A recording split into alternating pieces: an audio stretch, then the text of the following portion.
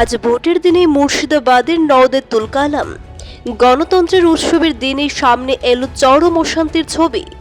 Vote চলাকালীন সময়ে আমজনতা উন্নয়ন পার্টির প্রার্থী হুমায়ুন কবিরের সঙ্গে তৃণমূল কর্মীদের তীব্র ধস্তাধস্তি ও হাতাহাতির অভিযোগ।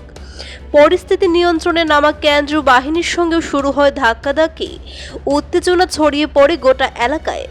মুখোমুখি অবস্থানে হুমায়ুন কবির এবং তৃণমূল কর্মীরা। চকের সামনে উত্তপ্ত পরিস্থিতি, আতঙ্কে সাধারণ ভোটাররা। ভোটের দিনেই এমন সংঘর্ষ ঘিরে উঠছে বড় প্রশ্ন, নির্বাচন কি শান্তিপূর্ণভাবে সম্পন্ন হচ্ছে? এই ঘটনার প্রতিবাদে রাস্তার ধর্নায় বসে পড়েন হুমায়ুন কবির। তার অভিযোগ, পরিকল্পিতভাবে তাকে এবং তার কর্মীদের বাধা দেওয়া হচ্ছে, প্রভাবিত করা হচ্ছে ভোট প্রক্রিয়া। নওদার এই ঘটনা এখন রাজ্য রাজনীতিতে নতুন করে উত্তাপ বাড়িয়ে দিয়েছে।